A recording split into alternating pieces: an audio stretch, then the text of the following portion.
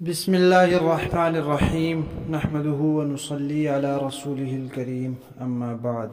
پیارے پیارے بچوں، ننھے منھے پھولو، اللہ تعالیٰ آپ سب کو ہمیشہ خوش رکھیں اور اللہ تعالیٰ فلسطین کے مسلمانوں کو آزادی، کامیابی اور عافیت نصیب فرمائے۔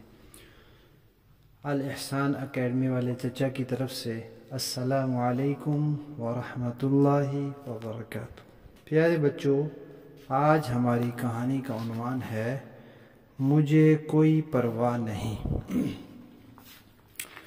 پیارے بچوں، آپ کو پتہ ہے نا کہ اللہ تعالیٰ کی مخلوق میں جو اللہ کے نبی ہیں وہ سارے اچھے ہیں، اور جو فرشتے ہیں وہ بھی سارے اچھے ہیں، اور جو صحابہ کرام ہیں وہ بھی سارے اچھے ہیں۔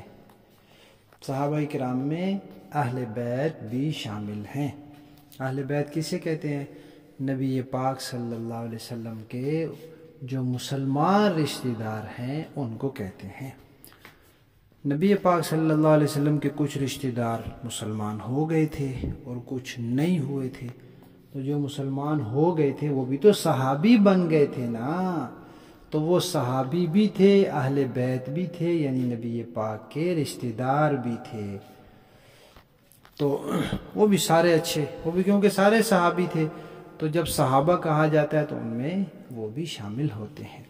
تو صحابہ بھی سارے اچھے، انبیاء بھی سارے اچھے، اور فرشتے بھی سارے اچھے۔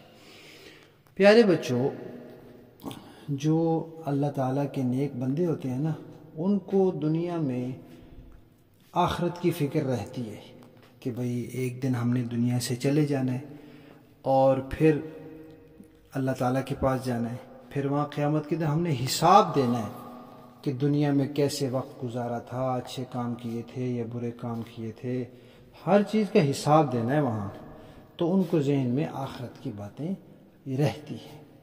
ایک صحابی تھے حضرت ابو ذر غفاری رضی اللہ تعالیٰ عنہ۔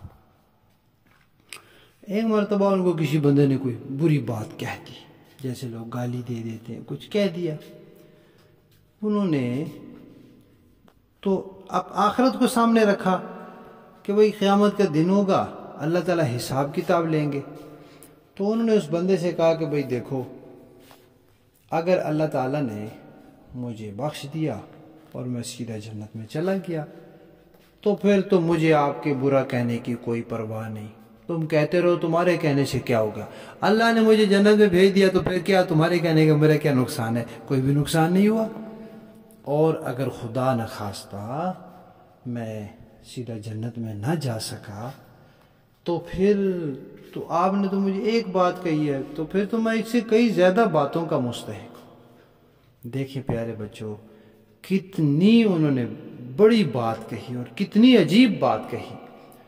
کوئی بندہ مثال کے طور پہ ہمیں کہے کہ تم نکمے ہو، تم نالائق ہو، تم ایسے ہو، تم ویسے ہو، تب ہم یہ سوچیں کہ اگر ہم اللہ تعالیٰ نے ہمیں بخش دیا اور اللہ تعالیٰ ہمیں جنت میں لے گئے تو پھر یہ نکمہ نالائق کہتا رہے، اس کے کہنے سے ہمارا کیا نقصان ہوگا؟ کسی کے کہنے سے بندہ ہو تو نہیں نہ جاتا، وہ کہتا ہے تو کہتا رہے۔ لیکن اگر خدا نہ خواستہ ہم پکڑے گئے تو پھر ہم نکمے ہیں نا، پھر ہم نالائق ہیں نا، پھر تو ہم اور بھی بہت کچھ ہیں، تو پھر یہ صحیح تو کہہ رہا ہے۔ تو یہ بات انہوں نے سوچی اور یہی بات اس کو کہی، اس کو کہا کہ بھئی اگر میں اللہ تعالیٰ کے دربار میں کامیاب ہو کر چلا گیا، اور پیارے بچوں صحابہ سارے ہی کامیاب ہیں، سارے صحابہ کامیاب ہیں، کسی صحابی کو آخرت میں کوئی پکڑ نہیں ہوگی، کوئی سزا نہیں ہوگی، کیونکہ اللہ تعالیٰ ان سے راضی ہو گئے ہیں۔ اللہ تعالیٰ نے قرآن میں کہہ دیا، تو جن سے اللہ راضی ہوئے ہیں ان کو تو کوئی سزا اللہ تعالیٰ نہیں دیں گے نا۔